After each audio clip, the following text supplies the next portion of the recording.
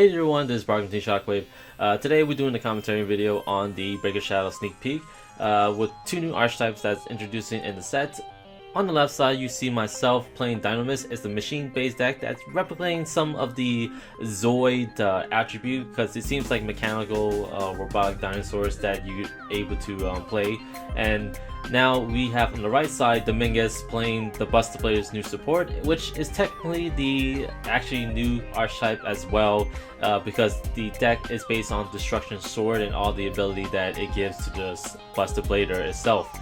At first, I did really want to play the new zombie archetype Shiranu.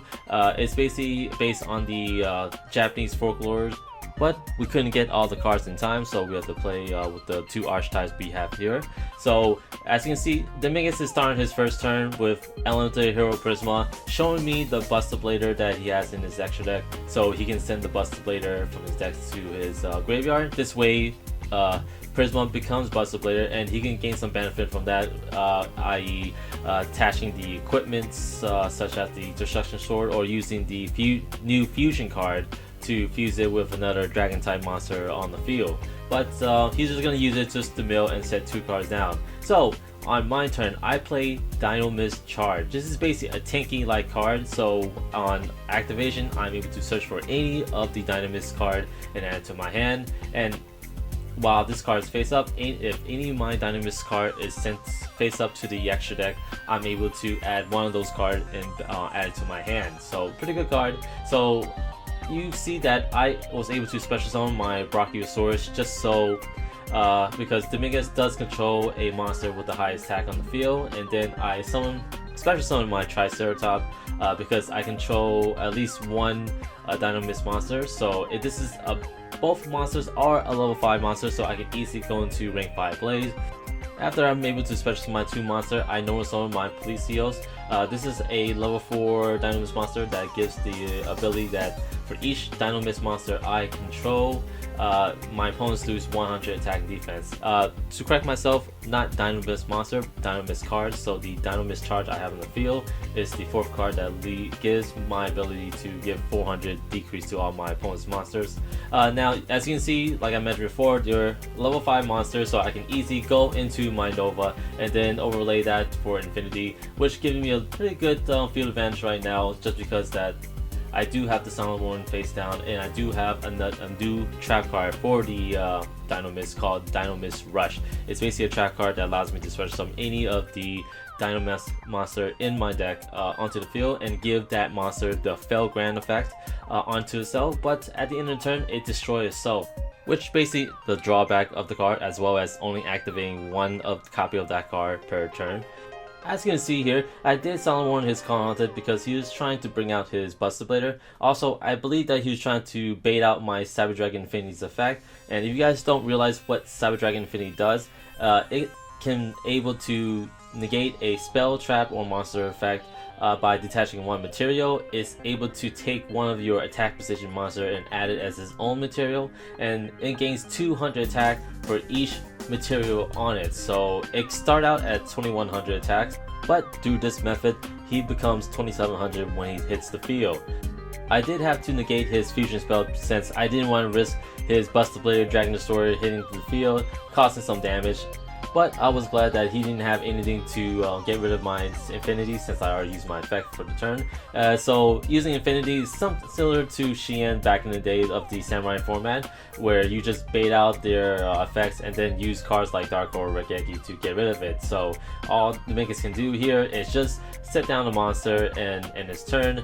From there, I start my turn by playing the Dino Rush trap card, and like I mentioned before, it allows me to special summon any of the Dinomist monster from my deck to the field, giving the Failground effect, but it's going to be destroyed at the end of the turn, so I'm going to make this count.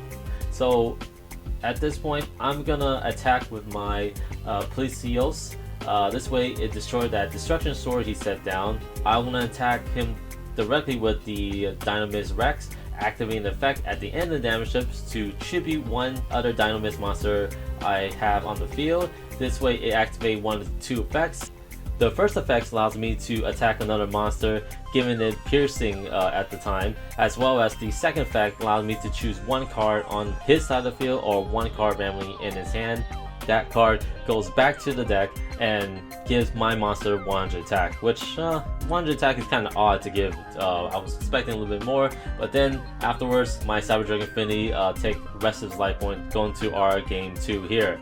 So I'm going to start out first playing my Upstart Gauntlet, giving him 9,000 points. So it's basically the same play we did in the previous game, with Dinomist doing that part. So all I can do here is just summon my Pterodactyl and then set down a face down trap.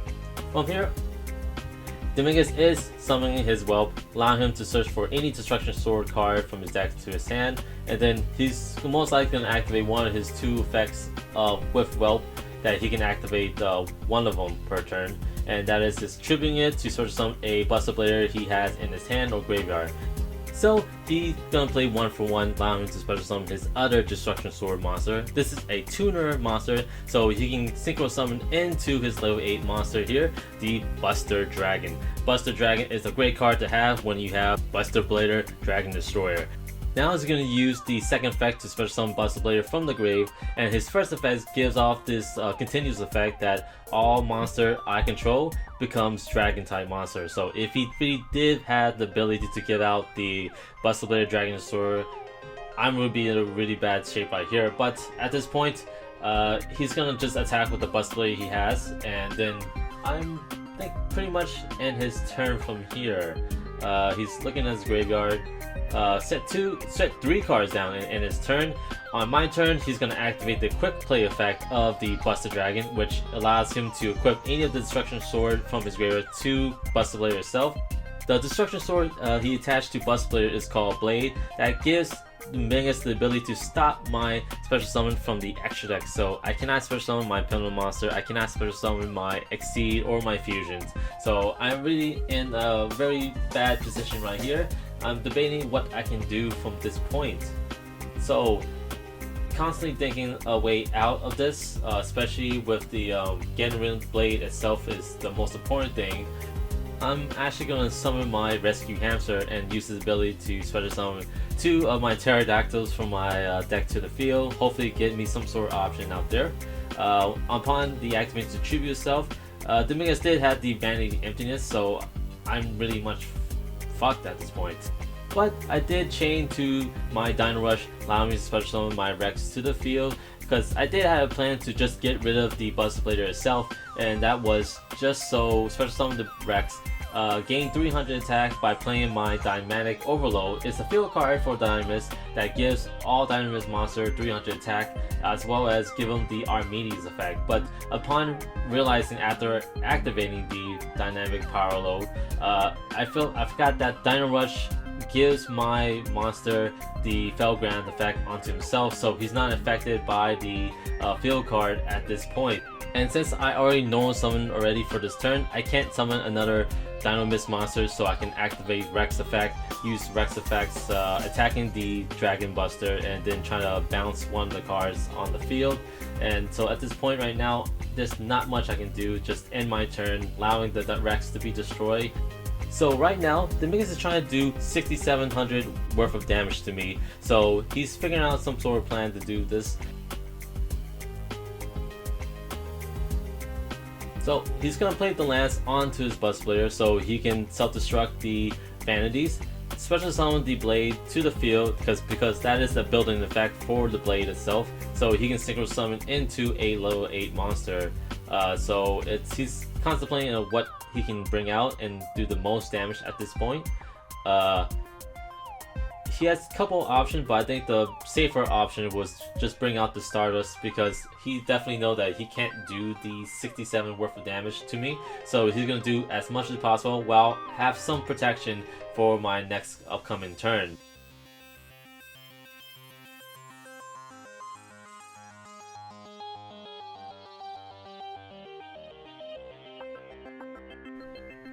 So I'm going to take a total of 5,100 damage, and that's pretty much it for his turn. So at the start of my turn, he brings back his blade attached to his Bus Player. So again, I cannot special summon from the extra deck. So I'm in a real tough situation right here. There's not much I can do, so I have to just scoop and just go into game 3. I have the minions going first, and hopefully he doesn't set down a lot of back rolls because I really do like my opening hand, and I can possibly end this game fast depending on what he puts down.